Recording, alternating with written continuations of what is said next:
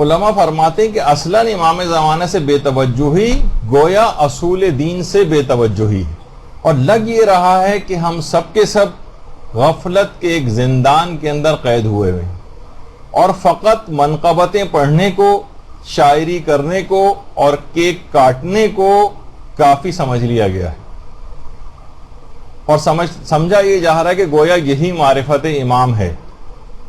ان سب چیزوں کی بھی اپنی اپنی جگہ پہ الگ الگ اہمیت ہے، اس میں کوئی شک نہیں ہے، لیکن فقط یہی چیزیں کافی نہیں ہیں۔ دیکھیں، جس طریقے سے اگر آپ اصل دوا بیماری کی نہ کھائیں اور وائٹامن کھاتی رہیں تو کافی نہیں سمجھا جائے گا، مذمت کی جائے گی۔ واجب نمازیں اگر کوئی نہ پڑھے، فقط مستحب نمازیں پڑھتا چلا جائے، کافی نہیں سمجھا جائے گا بلکہ مذمت کی جائے گی۔ اور وہ تو مسئلہ ہے کہ جس کی گردن پر واجب روزے باقی ہوں اور وہ مستحبی روزہ رکھے تو مستحبی روزہ باطل ہو جاتا ہے۔ لاکھ آپ صدقات دیں، چیریٹی کے کام کریں، لیکن خمس اور دیگر مالی واجبات ادا نہ کریں، کافی نہیں۔ ہزار عمرے کر کے آ جائیں مستحبی، مگر حج واجب نہیں کیا تو یہ جبران نہیں ہو سکتا اس حج واجب کا۔ تو یہی والی چیزیں ہمارے ہاں بھی ہیں کہ امام زمانہ کے سلسلے میں جو معرفت، جو ریکوائرمنٹ، جو چیزیں ہیں اس کو ہم نے نہیں سمجھا ہے، اور فقط مستحبات یا وائٹامن والی جو چیزیں ہیں ان کو سمجھ لیا گیا ہے کہ بس ہم نے منقبت پڑھ لی، پروگرام ارینج کر دیا، خوب پیسے بھی خرچ ہو گئے، ایک چھوٹی موٹی تقریریں اس کے اندر ہو گئیں، کیک ویک کاٹے، خوشیاں منائیں، گھروں کو چلے گئے۔ یہ نہیں کافی، بالکل بھی کافی نہیں ہے، اور اس کی کچھ اور ریکوائرمنٹس بھی ہیں۔ دیکھیے، انتظار ایک روحی کیفیت کا نام ہے۔ جتنا جس کا انتظار ہوتا ہے اتنا ہی اس کی آمد کے لیے آمادگی پائی جاتی ہے۔ مثلا کوئی دوسرے ملک سے کوئی مہمان آپ کے گھر آنے والا ہو، مثلا کوئی شوہر ہے کسی کا، وہ کئی سال بعد واپس آ رہا ہو، باپ ہے کسی کا، بھائی ہے وہ کئی سالوں بعد واپس آ رہا ہو، جتنا طولانی اس کا فراق ہوگا اتنا ہی اس سے ملنے کا زیادہ انتظار ہوگا۔ جتنی محبت اور دوستی اس شخص سے زیادہ ہوگی اتنی ہی انتظار کے اندر ایک تڑپ پائی جائے گی۔ انتظار کے لیے بے چینی، انتظار کے لیے بے قراری، یہ حرکات و سکنات سے ظاہر ہوتی۔ اچھا، اس روحی کیفیت کا، اس انتظار کا کوئی ایک مظہر بھی منتظرین امام زمانہ میں نہیں پایا جا رہا۔ کہیں سے انداز سے، حرکات اور سکنات سے یہ نہیں پتہ چل رہا ہے کہ یہ لوگ منتظر ہیں، دکھائی نہیں دے رہا۔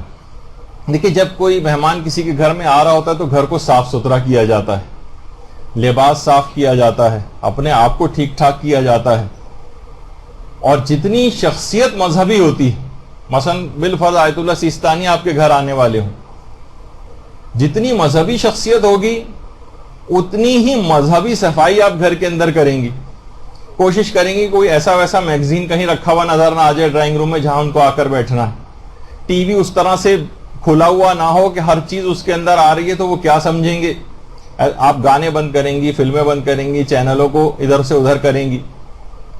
تو دیکھیے، گھر میں کوئی مجتہد آ رہا ہے، رہبر معظم تشریف لا رہے ہیں، مثلا یہ آغا سیستانی آ رہے ہیں، گھر میں کہیں گٹار یا آلات موسیقی سامنے رکھیں گے، فوراً اس کو چھپایا جائے گا۔ عورتیں خواہ عام زندگی کے اندر بے پردہ گھومیں، کم سے کم جس وقت وہ مہمان آنے والا ہوگا اس وقت وہ حجاب کر لیں گی۔ اگر ایسا نہیں ہوگا اور اسی طرح سے گندگی کا گھر کے اندر مچا کے رکھی ہوئی ہے اور اس مہمان کے مذہبی ہونے کا بھی کوئی خیال نہیں کیا گیا اور اس انداز کی صفائی نہیں کی گئی، تو یہ سمجھا جائے گا کہ ان کو اس مہمان کی کوئی پرواہ نہیں۔ تو دیکھیے، یہ کوئی انتظار نہیں ہے۔ بالکل کہا جاتا ہے، علماء نے بہت ساری مماثلتیں پیش کی ہیں حضرت یوسف میں اور خود امام زمانہ علیہ الصلوۃ والسلام میں۔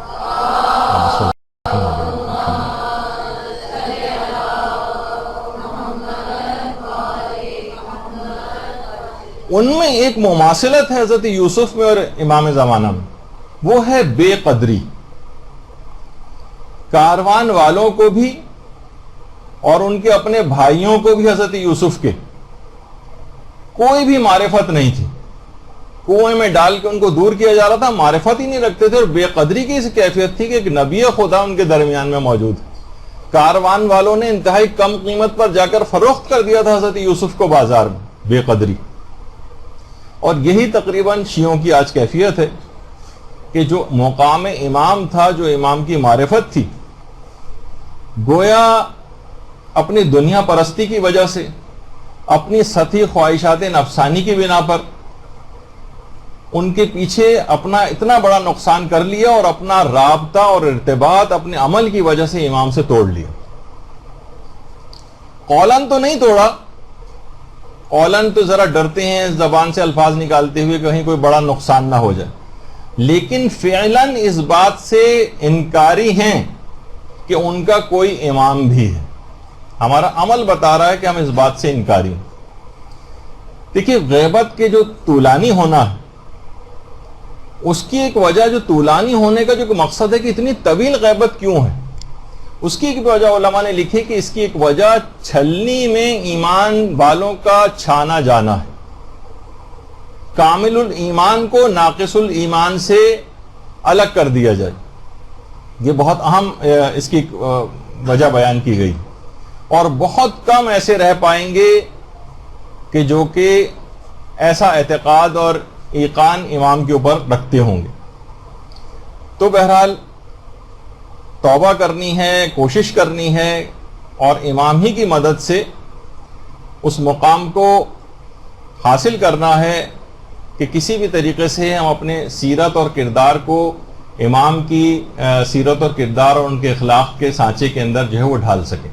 برحمتك يا أرحم الراحمين وصلى الله على محمد وآله الطاهرين.